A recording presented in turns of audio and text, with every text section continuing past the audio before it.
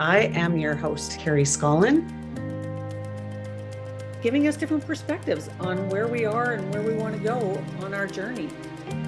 Thanks for being here, and I look forward to spending some time with you.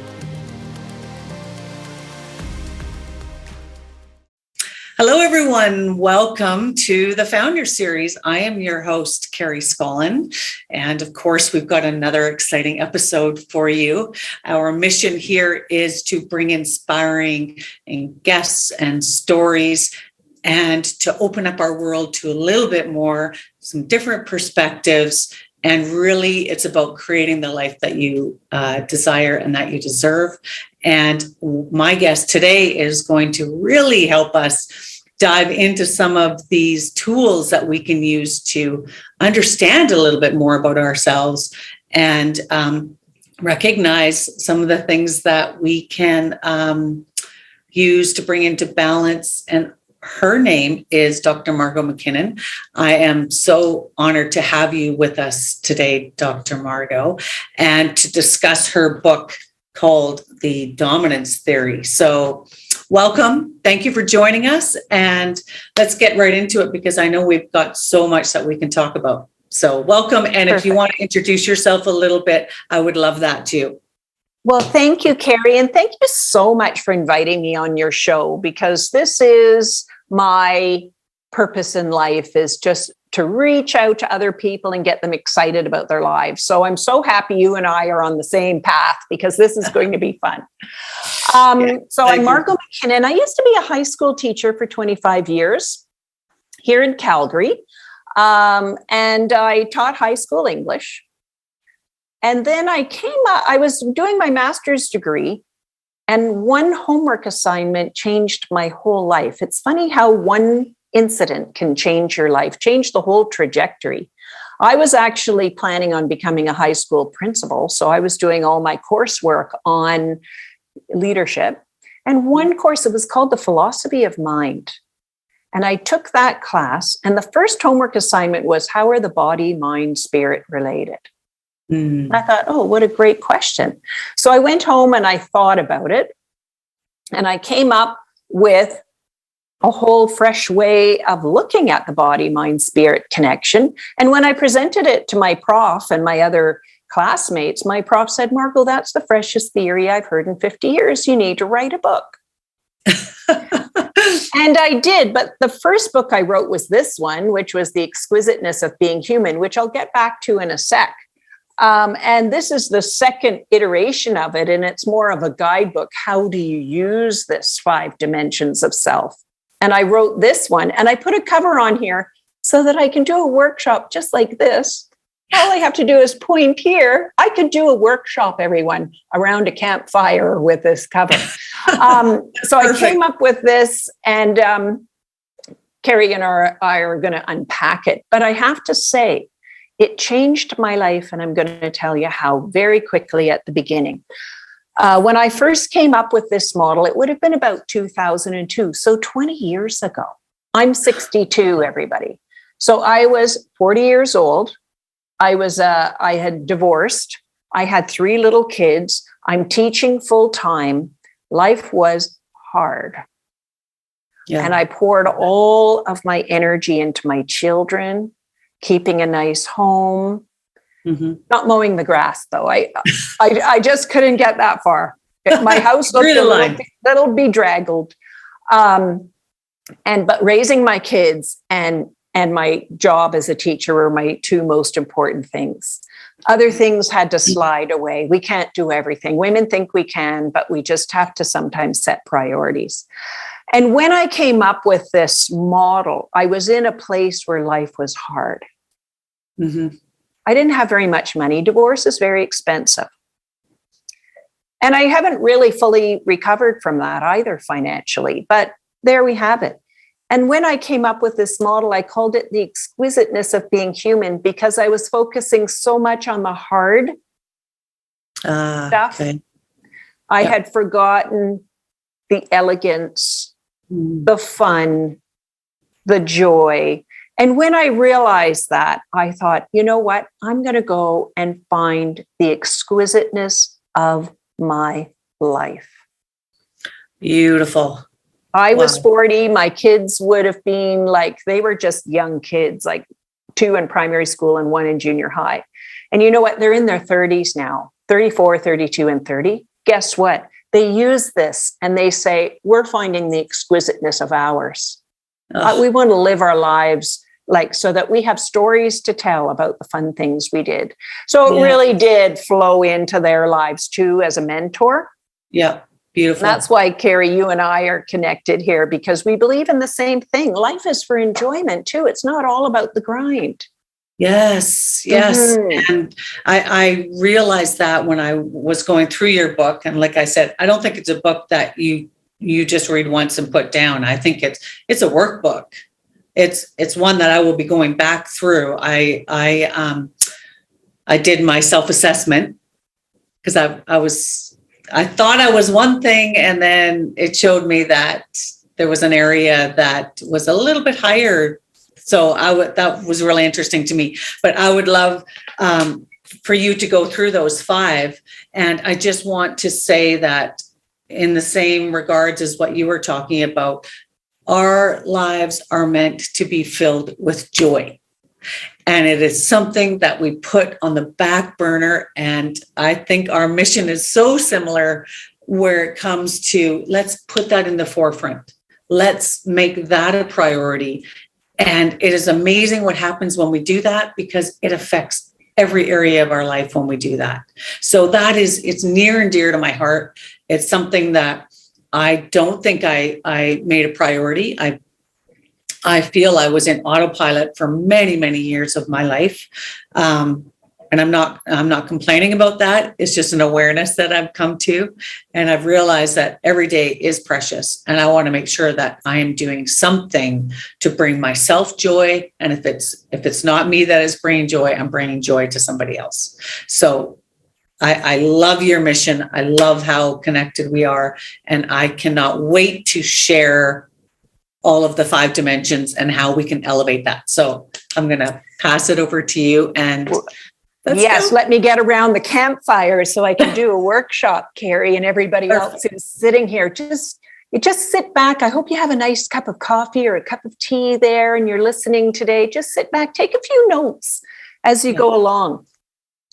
What I'm saying, because the original question, let's remember, was how are the body, mind, spirit related? Well, I came back and I said, well, you actually have 5 dimensions of self. It's not just body, mind, spirit. There are 5 of them. And I love that we have 5 fingers, because you can remember, have you attended your 5 dimensions of self today? Have you let some slip away? So you can look at this one, body. You have a body dimension. You have a mind, which is your logical, rational self. It does makes your grocery list. It checks your pantry. It does your taxes. It figures out your holiday plans, books everything. Your mind does that. Your spirit is the part of you, and I'm not sure where everybody stands on this. If you believe that your spirit came from a spiritual dimension and it came inside your body, and it will go back into that spiritual dimension when you pass. If you believe that, your spirit is the part of you that remembers the unconditional love from the other side. The spirit part of you pines for that unconditional love. And it's so brilliant. I've had a near-death experience. So I've had 2 actually. So I've experienced it firsthand. It's so brilliant over there. And then when you come here, and your spirit is looking out your eyes at a world that seems unnecessarily harsh and abrasive. And I'm a spirit dominant person, which I'll explain all of them in a sec. But for me, I'm a spirit dominant person. I value unconditional love more than anything else. I value it more than a big house, more than a huge CEO job. I value unconditional love more than anything else. And it makes me sometimes feel like, why can't the world be filled with unconditional love? It's actually quite easy. People make it hard. Right. Why don't we just, and I decided at that point, I'm going to make my whole life about unconditional love. And I had that in my classroom as a classroom teacher. And I said, this is a space where you will feel loved. Every day that you walk in, you can just breathe a sigh of relief. I know I'm loved. Oh. It's your vacation from the harsh world. Wow. Your soul, which when I was coming up with this, I thought spirit and soul were the same thing, but they're not. I thought they were too, actually. Yeah, because we use them almost like synonyms, like the same word, and they're not. The soul. Well, and sorry, can I just ask you one question there? Because I know that spirit, a lot of people that I've talked to, it has a religious connotation to it when people talk about spirituality. So I just kind of wanted to make that clarification too. Well, the way I've written my book is you can take whatever your interpretation of spirit is. Right. It doesn't have to be mine, but you know that it's not mind or body. You're connected to something bigger, whether it's Jesus, Allah, Buddha, your higher self, God. Okay. Okay, good. It's not, it's that connection. And whoever that is, or whatever that is for you. For you. Yeah. For you. Okay. Okay, great. Yeah. I'm not a religious person myself. My parents were Anglicans. And so I grew up kind of in that tradition, but I leave this to you. You can say your spirit is your connection to God, or it can be who you really are. It could be your unconditional love. In here, I really spell it out, but we have half an hour, so I'm trying to nutshell it all down. Okay. Your soul is your purpose. Why are you here? What is your purpose in life? And it's your purpose that gets you through really troubled times. Mm-hmm. And it's a purpose that can keep a marriage together for a long time. You set out, you made vows to each other, and you had a purpose that you were going to stay together. You were going to build a home. You were going to build a household. You were going to have children. You were going to nurture them. And it's so important in a marriage to revisit your purpose as a couple. Rekindle that purpose. And your purpose can evolve and change and get deeper and deeper as you grow together, as you get older. Yeah. Or you grow apart. You can grow apart if you don't nurture this. Right. Okay. Oneness is your sense of connection and belonging. And oneness is your real connection to God. In this book, I called it your God aspect. Mm-hmm. So if we look back, let's review. Body dominant people. Love, hair, makeup, nails, fashion, design, food, beautiful soaps at the sink, in the bathroom, candles. I was not a body dominant person, but my sisters are. And man, they really taught me how to go into the body dimension and make it more joyful for me. Now I love it. Like I would like everybody to know, I have a Chanel number 5 bar of soap at my bathroom sink. Okay. That's how far I've grown. So I took this on because I lacked in this area. It was one of my weakest dimensions, but I found out it's so fun. So I explore that. The mind is your logical, rational self, and there are mind dominant people. They're very good at math and science and logic and systems and running large organizations. They're mind dominant people. Spirit dominant, as I explained before, value unconditional love.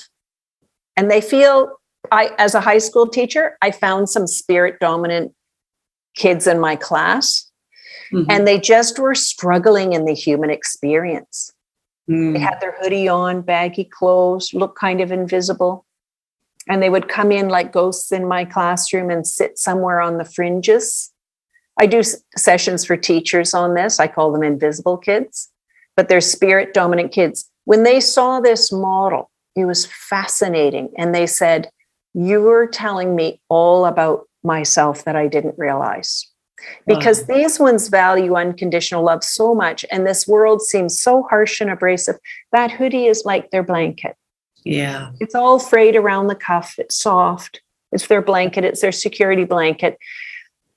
Spirit dominant people get saturated by all the noise, the smells. They're so overly sensitive. They were the little babies. And think of anybody in your audience here. You had a little baby that cried and cried and cried, spit out all their food, got rashes. Their clothes were itchy, owie. Spirit dominant. They walked later. They spoke later. The body dominants were walking at 9 months. The mind dominants were reading before they went to school. And the spirit dominants, like, what is this body? And we can think they're challenged, but they just need to be taught in a different way. I put a parenting section at it throughout this book because I really want parents to see their children differently and nurture them along. Mm-hmm. Don't get so worried if you're a spirit dominant child. You need to parent them differently.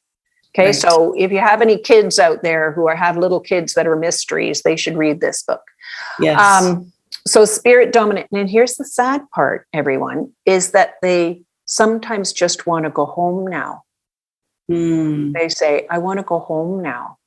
Oh, wow. They want to go back to the other side where everything was beautiful and lovely. Life is too hard for them. Wow.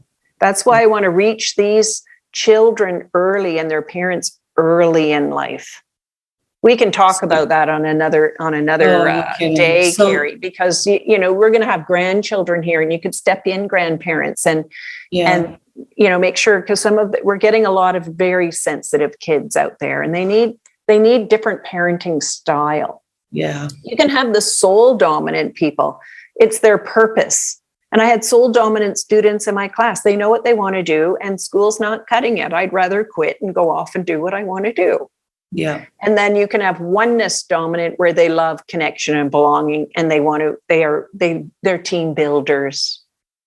They send you birthday cards, So this is in a nutshell what it is. So you can see yourself. I have a nice self-inventory, so you can see how much of each dimension have I developed. I call myself body competent. I'm not worried about being dominant. I call myself mind competent. I have my PhD from the University of Oxford. Do I want to work in a mind dominant organization? No. Right. I want to work with people who are struggling in their life as my sole purpose. Mm-hmm. So how's that, Carrie? Wow. Is that enough nutshelling? That is awesome in a nutshell. When you talked about, oh my goodness, I wish I had this knowledge when my girls were in younger school, in high school. Now I can possibly support them in university, knowing now what I didn't know then. And you talked about using it as a parent. And I think one of the beautiful things is to practice it yourself. And then it becomes something that you can model for your children as well. But modeling the different aspects, because my child isn't necessarily going to be the same dominant theory that I am, right? I thought mine was spirit until I went through it, and I realized that mine is soul. And soul and oneness were the two top for me, but it showed me what I was lacking. Probably isn't the word that I want to use. It showed me the ones that I could maybe spend a little bit more time exploring, is what I would say. Well, I'll give you an example. Now my girls, I can kind of, and not that I want to put them in a little triangle and that's what they are, but it will help to understand where they're coming from, how they think a little bit more, and just to really support them even more. So I love this theory. Well, my younger boy, he's 30, and he lost his job, a super cool job, in COVID. It was his sole purpose job, and he lost it because of COVID, and they had to downsize. Yeah. So he was happy with his $2,000 a month for like 3 months. And then he said, I need to get back to work. This isn't good for my confidence, right? And he said, Mom, how do I get a job during COVID? And I said, well, get out your 5 dimensions chart. And if you look over here on my whiteboard, sorry, I've got a little French door here, but you get your little chart here. And I said, start going through and tell yourself that how you're going to elevate each of your 5 dimensions to get a job. So he sat over there. I have a nice harvest table. This is my office desk. He's over there at the harvest table and he's saying, I gained the COVID-15, gyms are closed. Okay, working out, shave my beard off, get a haircut, eat nutritious food, skip the dishes. So he's making a list of what to do. Okay. He goes over to the mind. Okay, redo my resume, go on LinkedIn, send emails to my contacts from my old job, say I'm looking for a job. So he had a list. And then suddenly, ting on his phone, and in came a message saying, could you come down for a job interview? And he said, Mom, like I'm a little bit magical, Carrie. And he said, Mom, I haven't had any bites in 3 months. And here I am just working on. So it works instantly. Change your energy and the energy around you will change. Change the energy of your body. Go get a new outfit, new haircut, shave your beard, 100%. Whatever, right? Yes. Go your mind. Go and make a plan for how you're going to elevate your minds. He ended up getting that job. But he said, you know what, though? I want to make sure that this job will create the life my spirit wants to live. And he said, what I want to do is I want a job that will let me work remotely and I can travel and still work and live a full life. I don't want to be sitting in an office 9 to 5. So he put that on here and he was, I want to be fishing. I want to, all this stuff. Then he goes over here to soul. Yes, I must get back onto my soul purpose. Ting, in comes this old job that was his soul purpose job. And they said, well, we really want to find a way to bring you back, but we don't know how just yet. So if and he thought, well, I need a job, so I'm taking that one if I get an offer, right? But he said, okay, I'll keep that like plate spinning, that job. And he said, oneness has really deteriorated. And I think this is what you were saying, Carrie. You said, with COVID, we've been stuck in our houses, under our masks. I didn't have a job. I really didn't want to go out in the world because everybody said, how's the job hunt going? And I don't want to talk to them about it, Yeah.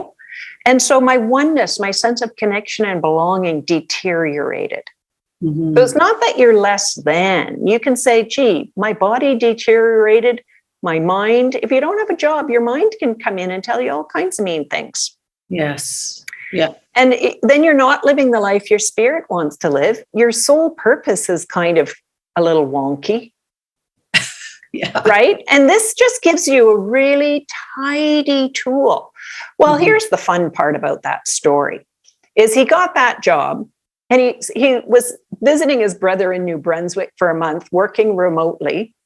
He was in BC working remotely from a dock. So he could go fishing. And last week, his new company has grown so much, they decided to rent new office space, 2 floors in his old company. Oh my gosh. So he said, he arrives back into the office space. He said, guess who's back? Oh my gosh. And he said, if this is the way we can get you back here, good.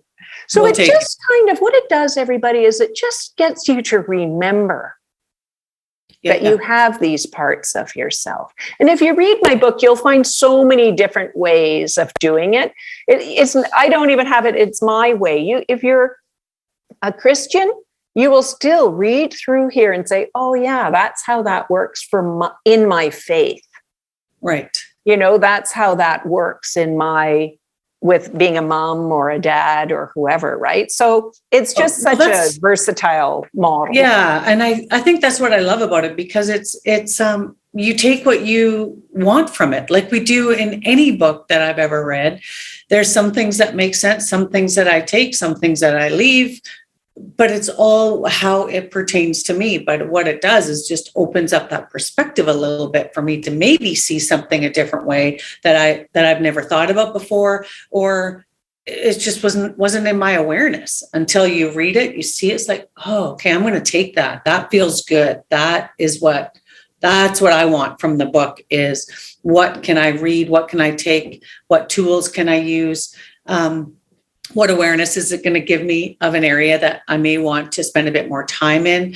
And you talk about elevating each of those areas. So I'm not sure if we mentioned this earlier, if we were talking about it before we came on, but you believe that we are all born with a dominant one. So when we come to earth or we're born, we have one that is easier for us, or it's who we are when we come in. So that whether it's the body, the mind, whichever one it is, we have one that is more dominant.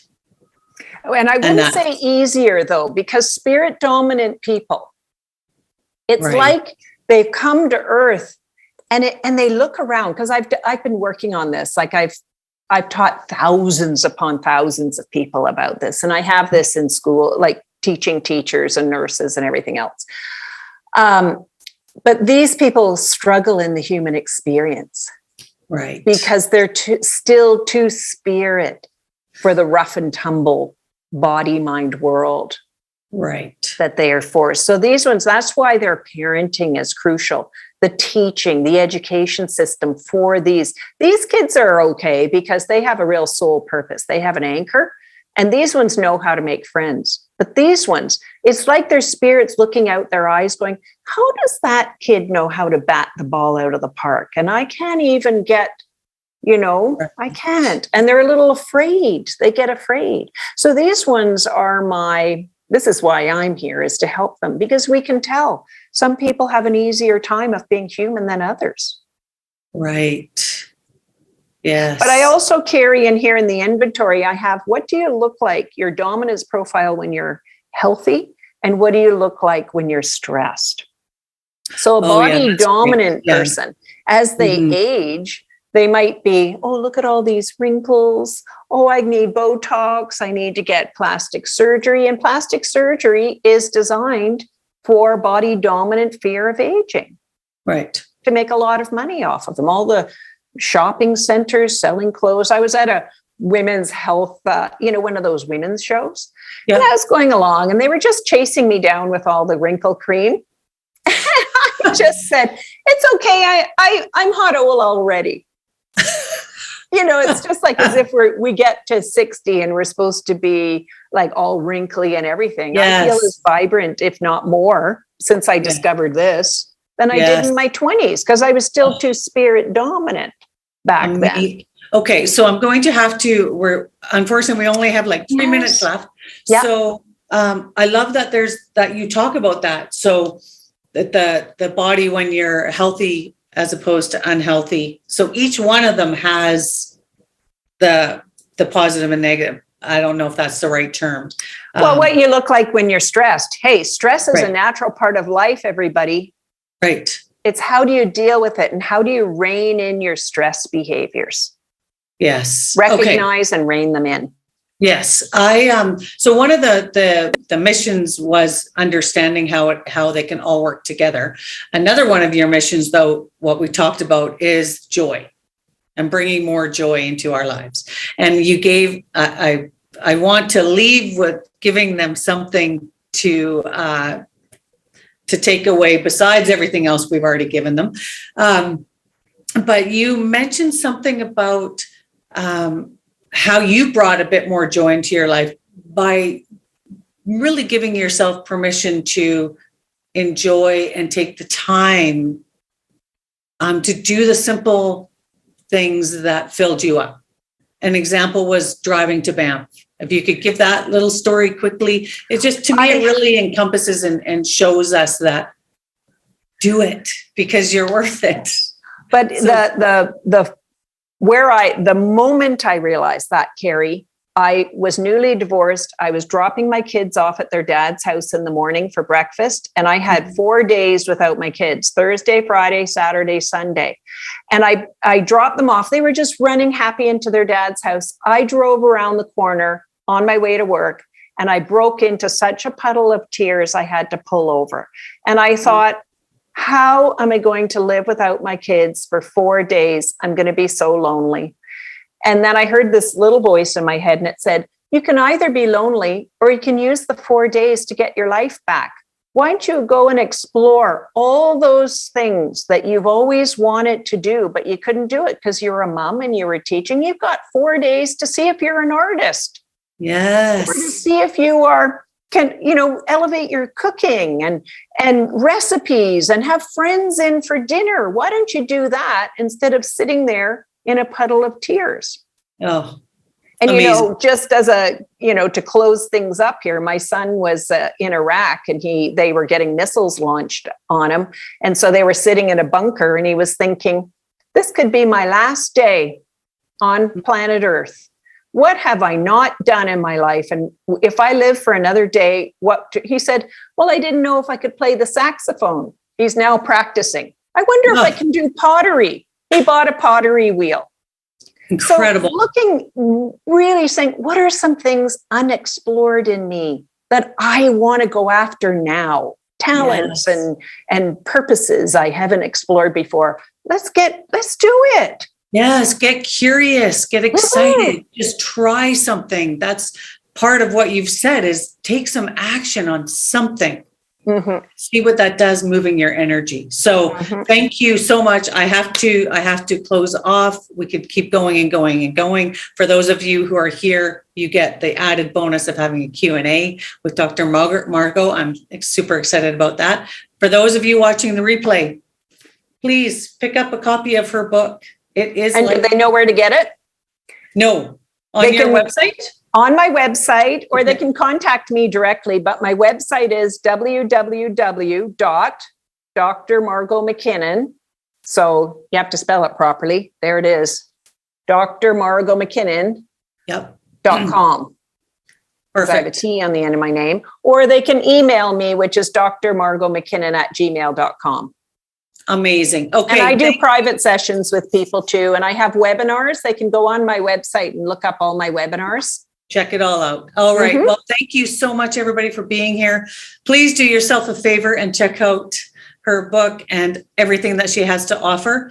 And like I always close this off, you are more than enough, just as you are, and you can create the life that you desire and that you completely deserve. So until next week, we will talk to you soon. Bye-bye.